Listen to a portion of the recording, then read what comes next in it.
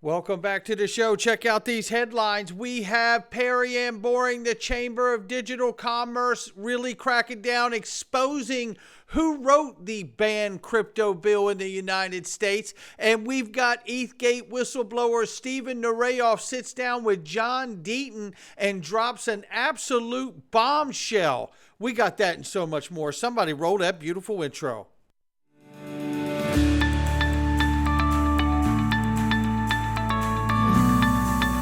Digital Perspectives with Brad Kimes. Come on in.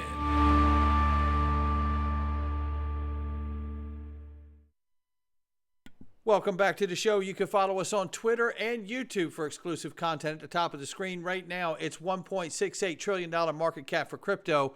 The market is off by 0.2%. Right now, 42,700 plus for Bitcoin. We see 2,200 and change for Ethereum, and Tether market cap is 90.7 billion plus.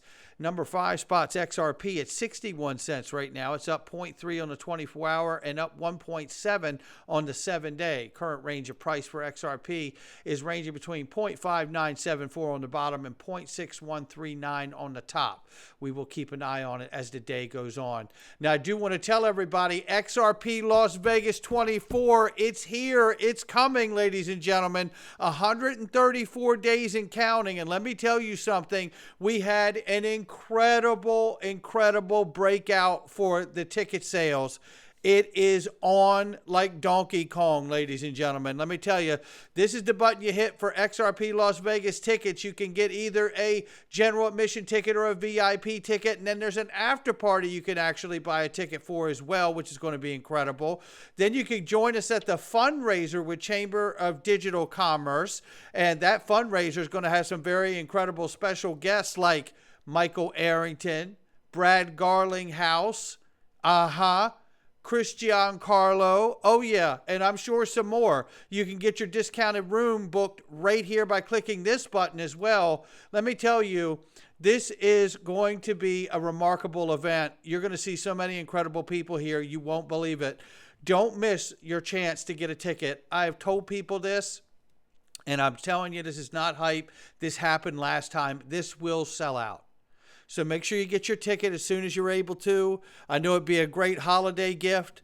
This is going to be remarkable. And if you're interested in becoming a sponsor or exhibitor, go here and just simply click on the button and fill out the quick little inquiry here, and we will contact you about the possibility of being a sponsor or exhibitor at XRP Las Vegas.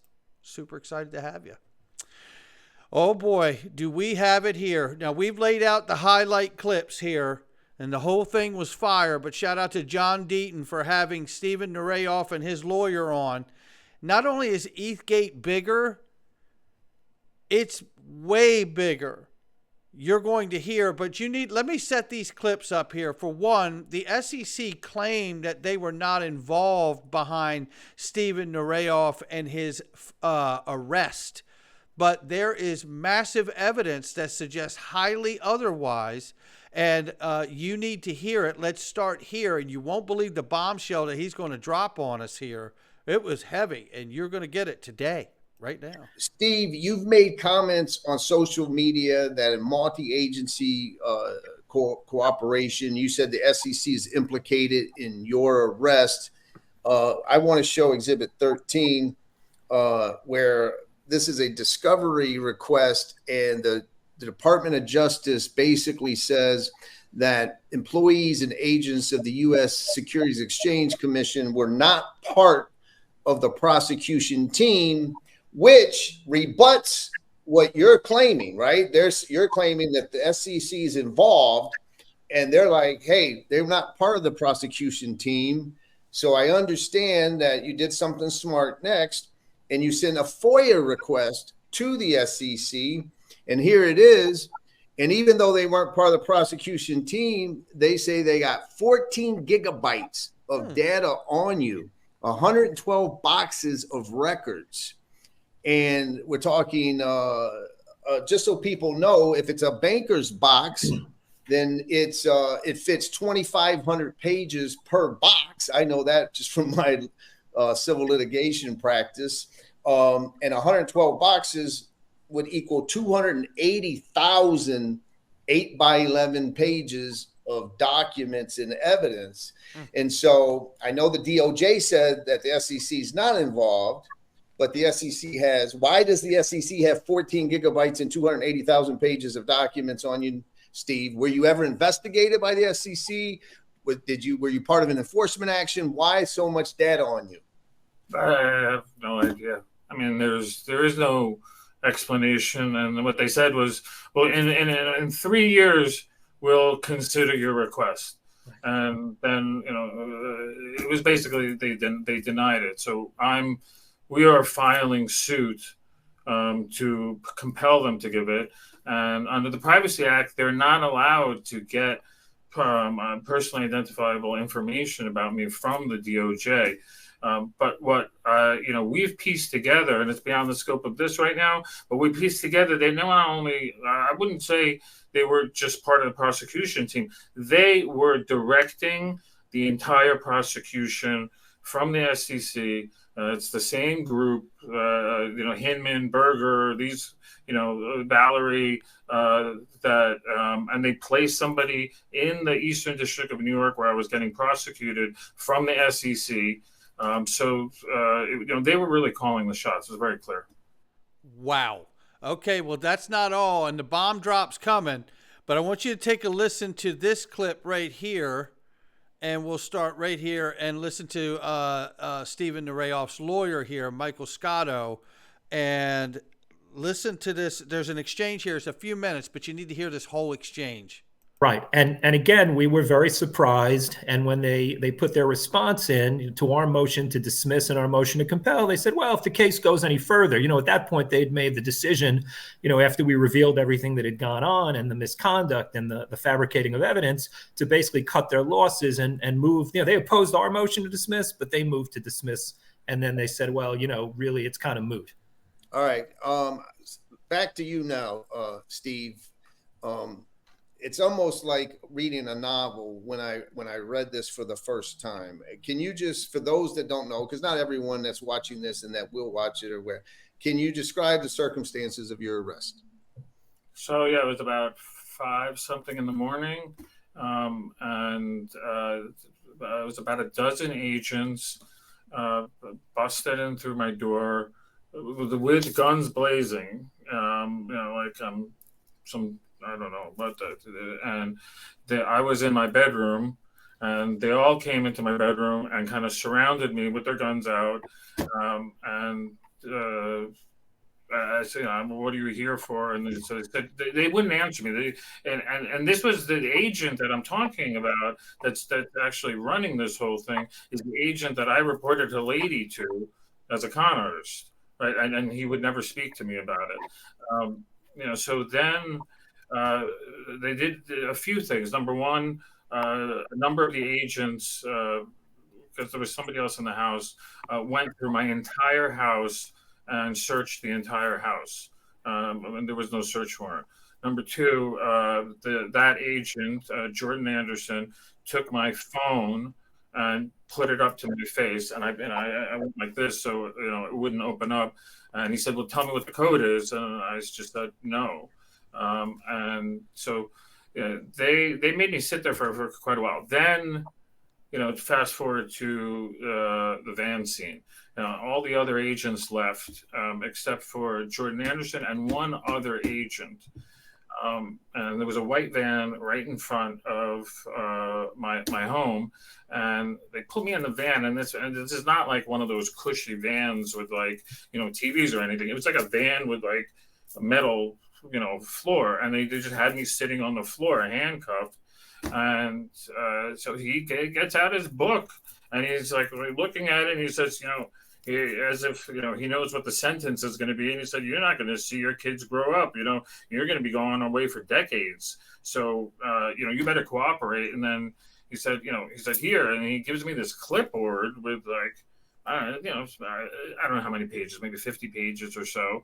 And he said, "We want information on them and anybody else you have." And I still haven't been speaking, right? And I'm just taking this all in, right? And so I start looking at this list, And I'm like, wait a minute, like I know a lot of these people. These are like, really OGs and titans in the industry and people that I know to be, honest. And I'm looking at this, I'm thinking to myself, this feels like a witch hunt, right? And so, he said, let's start, there was somebody named David, right? He goes, let's start with David. Tell me about David. And I was like, and he said, well, if you don't know anything, like, where does he go on vacation? Who's his girlfriend? Where does he trade crypto?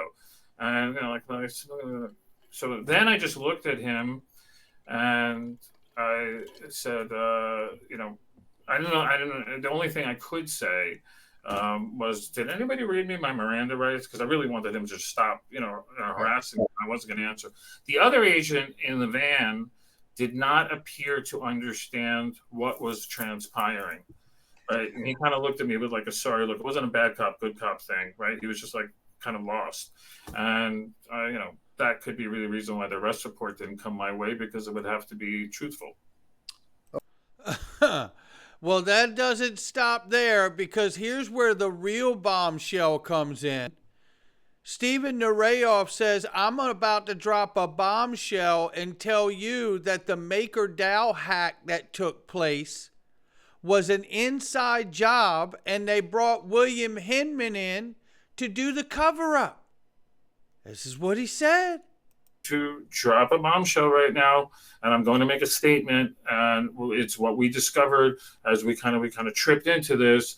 But the famous DAO hack, which Bill Hinman was the first thing that he did when he got there. He wrote the DAO report to kind of cover over the whole DAO incident. That DAO hack was an inside job by members of the Ethereum Foundation, and whoever was controlling the Bitcoin wallet from the ICO is directly implicated, but it had to involve quite a number of people. And so there was no DAO hack. That was a complete inside job, and they benefited from it in a whole host of different ways. Can you, again, this is news to me. Can you prove this, like through on-chain kind of analysis instead of just subjective, circumstantial evidence? That's not my opinion.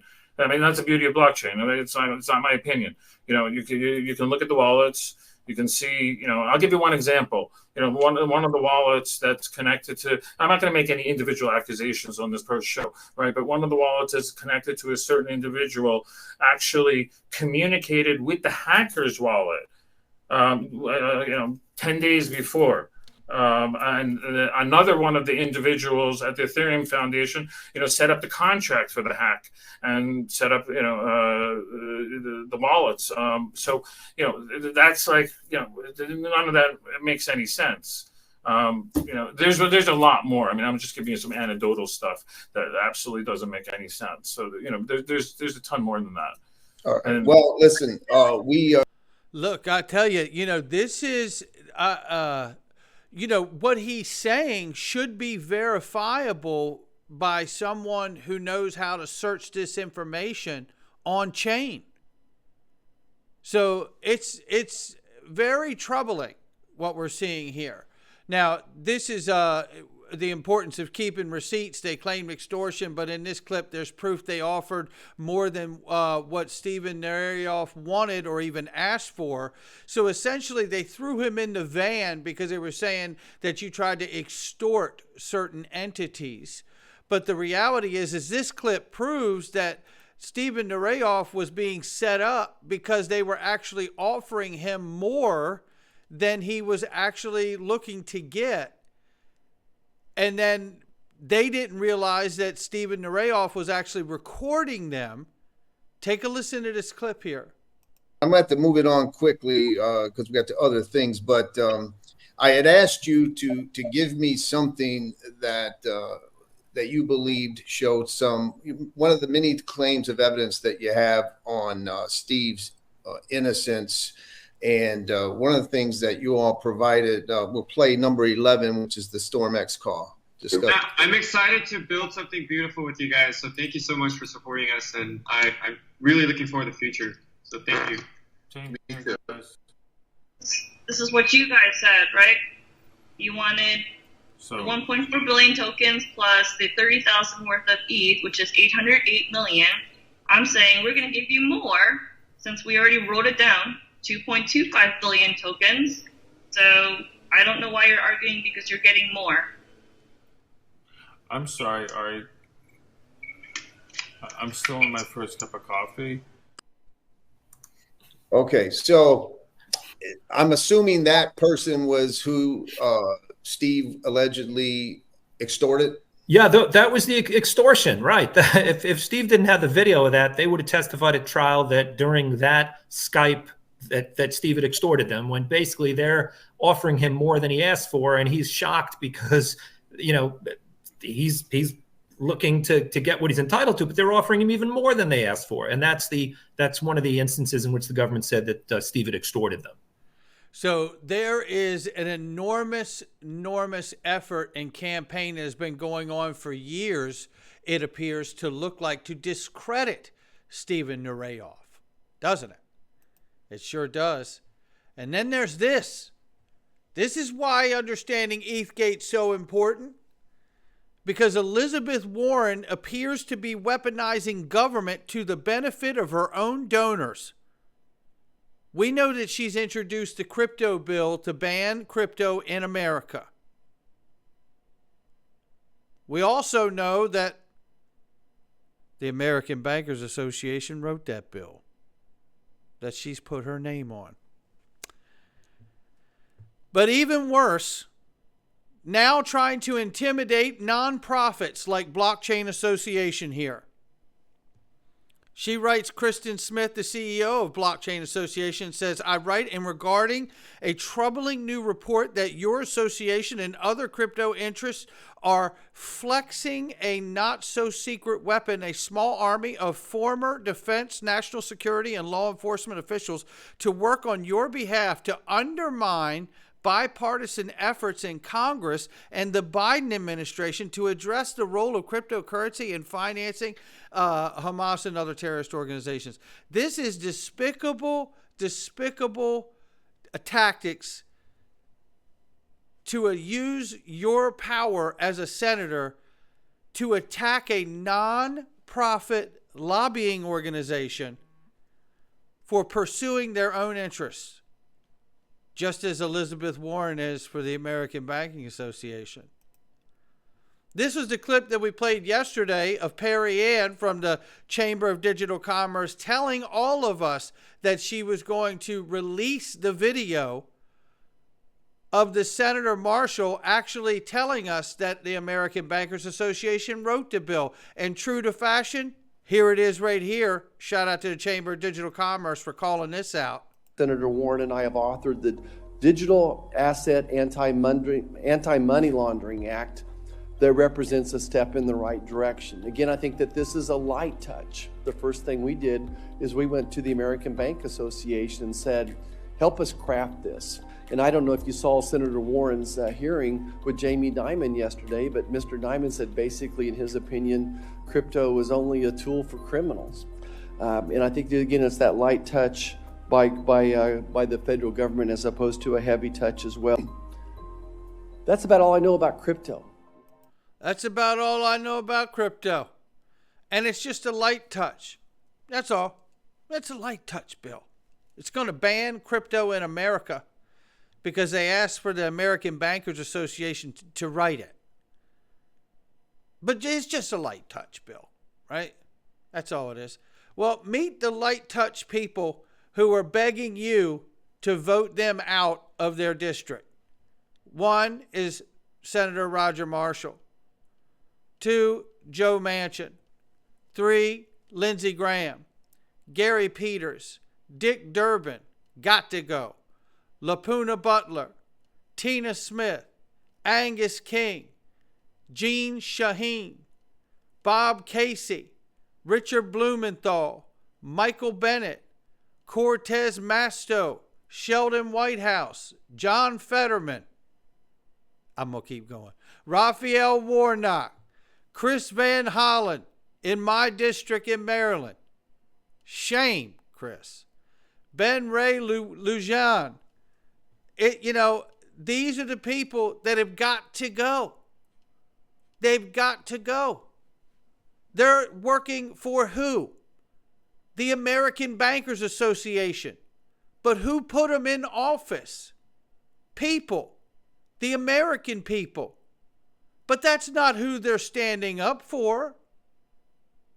Unless they want to make the claim that they're all smarter than us and they know better what's better for us than we do ourselves.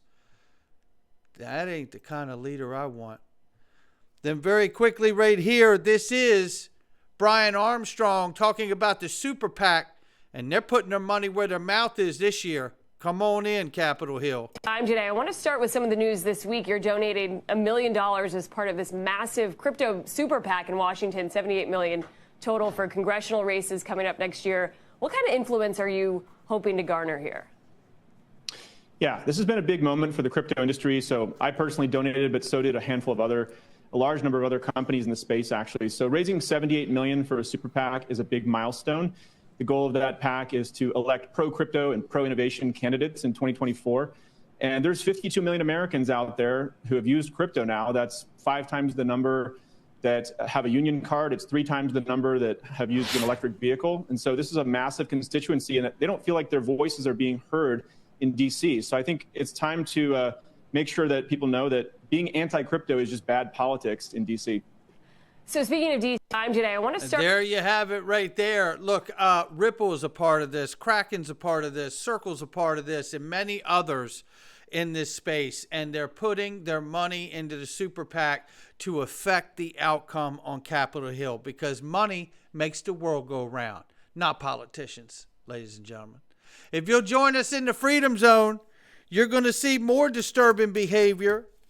These patterns are coming from Dr. Fauci and Bill Gates, and you ain't going to believe it.